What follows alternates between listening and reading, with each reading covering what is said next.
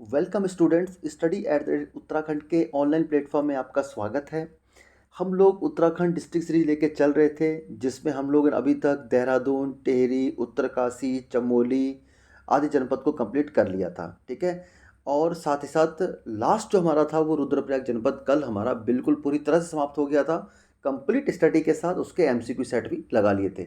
और आज जो फोकस करने जा रहे हैं, जिसके बारे में मैंने आपको कल ही बता दिया था कि आज से हम स्टार्ट करेंगे पौड़ी गढ़वाल जनपद। ठीक है। तो पौड़ी गढ़वाल जनपद के बाद एकमात्र गढ़वाल में हरिद्वार रह जाएगा, तो 7 जनपद हमारे कंप्लीट हो जाएंगे। फिर हम कुमाऊं की तरफ बढ़ेंगे। ठीक है। तो ये तो था बेसिक। अब जो पौड़ी गढ़वाल जनपद है, बेसिकली इसके बारे में आपको बताना चाहता हूँ। इसमें थोड़ा सा समय लगेगा, क्योंकि पौड़ी गढ़वाल जनपद में बहुत सारे ऐसे फैक्ट हैं जो आपको बताने आवश्यक हैं। तो धीरे धीरे फैक्ट वाइज चलेंगे, हम छोड़ेंगे कुछ भी नहीं, हर एक चीज़ को कवर करेंगे। ठीक है। तो बिना समय व्यर्थ करते हुए, ठीक है, स्टार्ट करते हैं पौड़ी गढ़वाल जनपद। ठीक। पौड़ी गढ़वाल जनपद, सबसे मुख्य बात यह है कि ये उत्तराखंड के बाकी जिलों से 7 जिलों से सीमा बनाता है।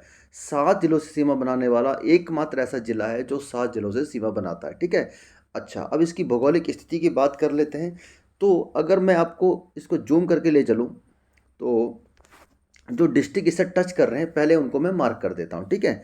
तो सबसे पहले अगर मैं आपको दिखाना चाहूँ यहाँ पर, ठीक है, तो यहाँ पर ये है नैनीताल। इसको मैं एन से लिख देता हूँ। ठीक है, ये नैनीताल है। नैनीताल के पास में आपका अल्मोड़ा हो जाएगा। ठीक, ये अल्मोड़ा है, ए से लिख रहा हूँ, सॉरी एक मिनट, ही गलत हो गया थोड़ा सा। ये अल्मोड़ा हो गया। ठीक है। और इसके बाद अल्मोड़ा के बाद ये चमोली है। ठीक है, चमोली के बाद रुद्रप्रयाग। ठीक, रुद्रप्रयाग के बाद ये टिहरी, फिर देहरादून, और लास्ट में हरिद्वार। ठीक है। तो इन 7 जिलों से ये सीमा साझा करता है। ठीक है। तो अब अगर देखें तो पूर्व में कौन कौन से जिले हो जाएंगे। पूर्व में कौन से, एक नैनीताल हो जाएगा और एक अल्मोड़ा हो जाएगा। ठीक है, पूर्व की ये जिलों की बात होगी। अगर उत्तर की तरफ बात करें, उत्तर की तरफ बात करेंगे तो कौन से जिले हो जाएंगे, एक तो चमोली हो जाएगा और रुद्रप्रयाग हो जाएगा। ठीक है, और साथ ही टिहरी भी हो जाएगा उत्तर में, ये उत्तर की दिशा में हो जाएगा। ठीक है। और अगर पश्चिम की बात करें तो देहरादून हो जाएगा और हरिद्वार हो जाएगा। ठीक है। और दक्षिण में बात करें तो उत्तर प्रदेश का ये वाला क्षेत्र उत्तर प्रदेश का आता है। तो इस प्रकार ये 7 जिलों से सीमा साझा करता है। उम्मीद करता हूँ आप ये चीज़ समझ गए होंगे। ठीक है, यहाँ लिख भी रखा है, पूर्व में अल्मोड़ा नैनीताल, पश्चिम में हरिद्वार देहरादून, उत्तर में टिहरी रुद्रप्रयाग चमोली, ये 3 है, चमोली, रुद्रप्रयाग और टिहरी। ठीक है, और दक्षिण में उत्तर प्रदेश।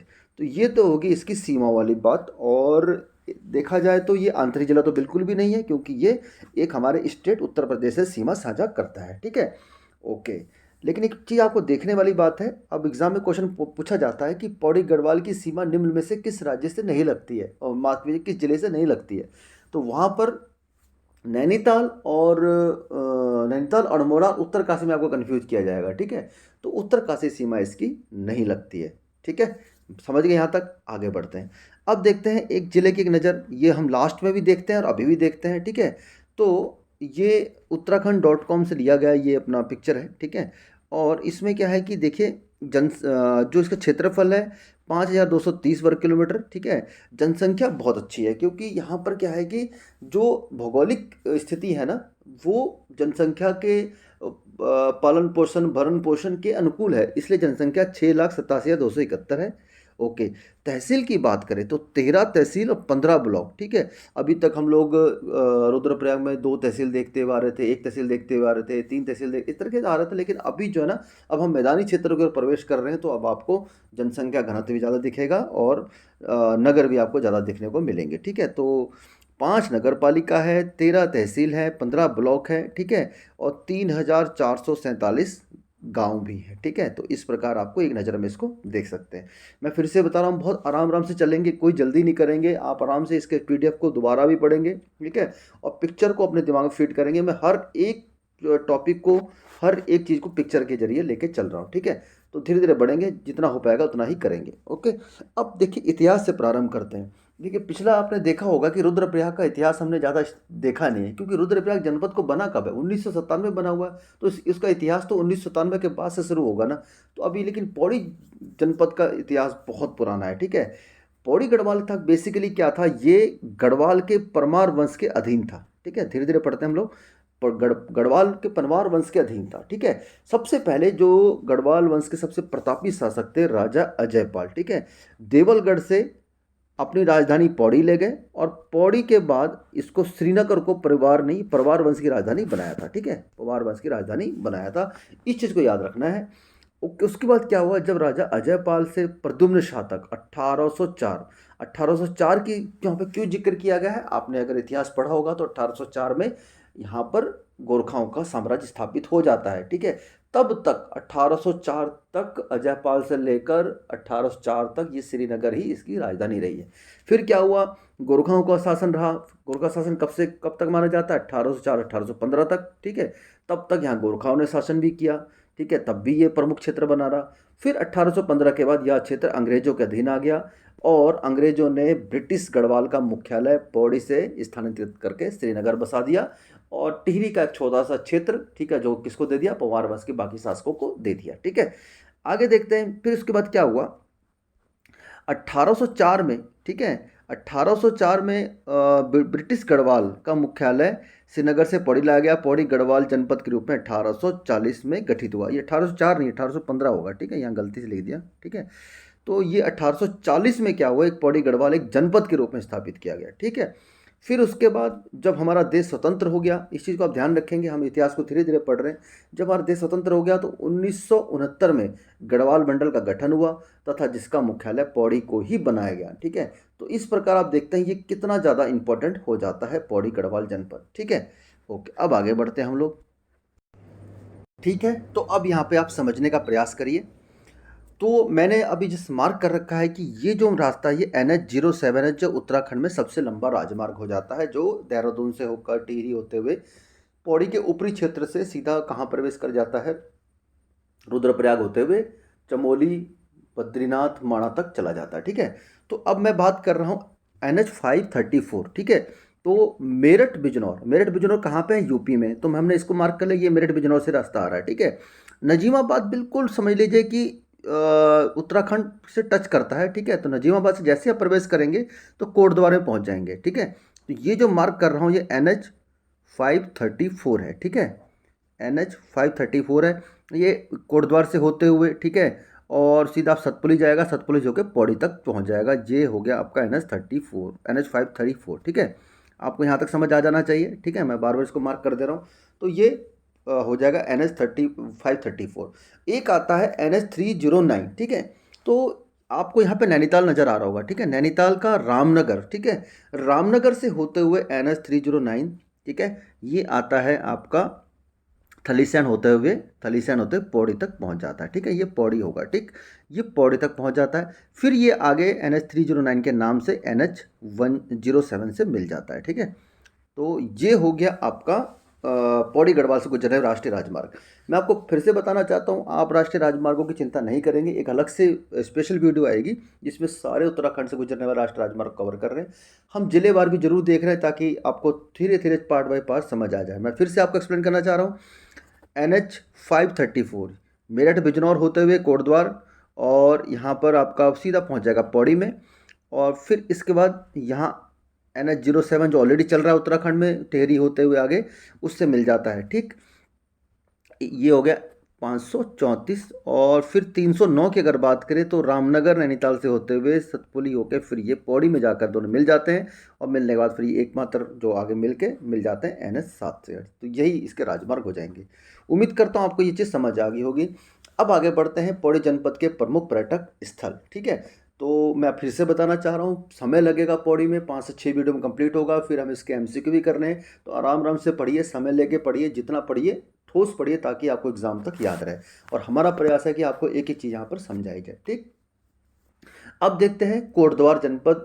कोटद्वार जो आपका पर्यटक स्थल है, यहाँ पर आपका जो सिटी कह सकते हो, मैं इसको पर्यटक स्थल में काउंट करके चल रहा हूँ क्योंकि बहुत कुछ देखने लायक चीज़ें यहाँ पर स्थित हैं। ठीक है, तो स्टार्ट करते हैं। कोटद्वार को गढ़वाल का प्रवेश द्वार भी कहा जाता है। जैसे आप देखेंगे यहाँ पर हम लोग गढ़वाल में अगर प्रवेश कर रहे हैं तो कोटद्वार से स्टार्ट कर रहे हैं। ठीक है, तो ये गढ़वाल का इसको प्रवेश द्वार भी कहा जाता है, इंपॉर्टेंट है।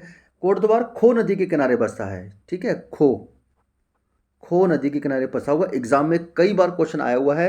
कोटद्वार खो नदी के किनारे बसा कौन सा शहर है? श्रीनगर, कोटद्वार, पौड़ी, ये इस प्रकार से आपको कई सारे दे दिए जाएंगे, तो आपको याद रखना है खो नदी के किनारे बसा हुआ है। ठीक, अगला देखते हैं, बहुत आराम आराम से देखिए, बहुत चीज़ें समझने लायक है यहाँ पर। कोटद्वार के निकट मोर ध्वज का किला स्थित है। तो एग्जाम में क्वेश्चन बनता है कि मोर ध्वज का किला कहाँ पर स्थित है? तो कोटद्वार में स्थित है, पौड़ी में स्थित है, या थलीसैंण में स्थित है, या आपको श्रीनगर में। तो इस प्रकार से ऑप्शन दे देगा, या फिर किसी अन्य जिले का कोई स्थान दे देगा। तो इसमें कि बहुत छोटे छोटे फैक्ट है जहाँ बिल्कुल भी मिस नहीं करना है। ठीक है, तो मोरध्वज का किला, यहाँ पे इसका चित्र बना हुआ है, छोटे छोटे हमने इसको चीज़ों को देखा है, यहाँ पर देखना है हमें। ठीक है, मोरध्वज का किला। देखिए, मुझे एक चीज़ से थोड़ी सी आपत्ति है कि अब उत्तराखंड गवर्नमेंट को दोष दिया जाएगा, चीज़ों को मेंटेन नहीं किया। जो हमारी पौराणिक या पुरातत्व चीज़ें हैं उनको बहुत अच्छे से मेंटेन नहीं किया गया है, उसका जिसके लिए से अब वो अपने विनाश के कगार पर जा चुकी है। ठीक है, फिर से हमें सिंधु घाटी सभ्यता की तरह खोद करनी पड़े, जो एग्जिस्टिंग है उसको ही हम संभाल नहीं पा रहे हैं। तो देखिए, चलिए फिलहाल वो टॉपिक अलग है, आगे बढ़ते हैं। कोटद्वार को 1951 में नगर पालिका बनाया गया तथा 2017 में कोटद्वार को नगर निगम बनाया गया। इंपॉर्टेंट है, ये 8वां नगर निगम है। 2017 में इसको 8वां नगर निगम बनाया गया था। और इसके बाद वर्तमान में उत्तराखंड में कितने नगर निगम है? 9 नगर निगम है। तो 9वां बताऊंगा अगले अगले टॉपिक में, अगले मतलब स्लाइड में। ठीक है, कोटद्वार में पौड़ी गढ़वाल का एकमात्र रेलवे स्टेशन है। ठीक है, पौड़ी गढ़वाल मतलब पौड़ी का एकमात्र रेलवे स्टेशन है, जिसकी स्थापना ब्रिटिश काल में की गई थी, 1890 से 99 के बीच में हुई थी। ठीक है, ओके। लेकिन उत्तराखंड सरकार के नवीनतम फैसले के अनुसार अब कोटद्वार को कर्ण नगरी के नाम से भी जाना जाएगा। इस चीज़ को आपको याद रखना है। ये कोटद्वार के बारे में कुछ चीज़ें हो गई। ठीक है, और ये कोटद्वार का सुंदर चित्र आप देख सकते हैं। ठीक है, तो चित्रों को ऐड किया गया ताकि आपके दिमाग में पिक्चर फीड कर जाए। मेरा टारगेट यही है, हर तरीके से आपको समझाने का प्रयास किया जाए। अगला जो स्थल है श्रीनगर, बहुत इंपॉर्टेंट है। इसमें बहुत सारी चीज़ें हैं जो आपको समझना है। ठीक है, स्टार्ट करते हैं। कनिंघम कौन थे? एक ब्रिटिश इतिहासकार थे। उनके अनुसार श्रीनगर की स्थापना, ठीक है, कब की गई थी? 1358 ईस्वी में की गई थी। ठीक है, इस चीज़ को आप याद रख के चलेंगे। ठीक है, ओके। उसके बाद अगला जो हम फैक्ट इसमें लेना चाह रहा हूँ मैं, ठीक है, वो है 1517 में अजय पाल ने श्रीनगर को गढ़वाल की राजधानी बनाया था। ठीक है, तो गढ़वाल को राजधानी आपको पता है कि देवलगढ़ से श्रीनगर उसने ट्रांसफ़र करी थी।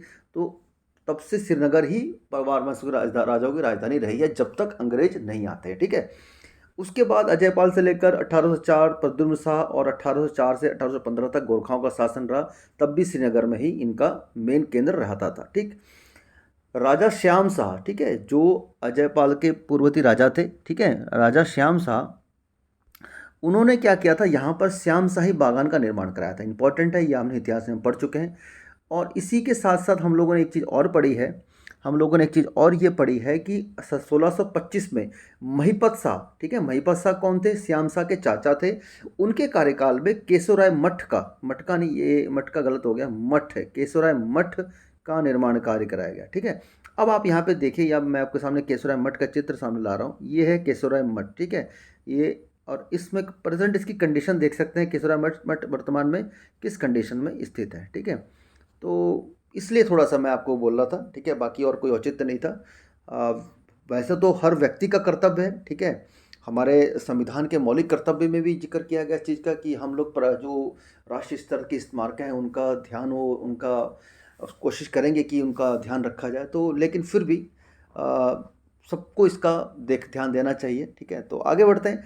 श्रीनगर काफ़ी लंबा है, इसके काफ़ी सारे फैक्ट हैं जिसके बारे में जानना आवश्यक है। ठीक है, उसके बाद 1973 में गढ़वाल विश्वविद्यालय की स्थापना श्रीनगर में ही की गई थी। ठीक है, इस चीज़ को याद रखेंगे। ठीक है, और 1989 में गढ़वाल विश्वविद्यालय का नाम हेमवती नंदन बहुगुणा कर दिया गया, ये भी आप जानते हैं। ठीक है, 15 जनवरी 2009 को इसे केंद्रीय विश्वविद्यालय का दर्जा प्राप्त हुआ था। ये है गढ़वाल यूनिवर्सिटी का गेट, हेमवती नंदन बहुगुणा गढ़वाल यूनिवर्सिटी का गेट। और उम्मीद करता हूँ आप यहाँ से काफ़ी बच्चे पढ़े होंगे। ठीक है, और अपने अपने क्षेत्र में सफल भी होंगे। ठीक, उसके बाद अगला जो है मैं आपको दिखाना चाह रहा हूँ, ये नित नहीं है, NIT है। ठीक है, NIT, टाइपिंग मिस्टेक बहुत सारी है।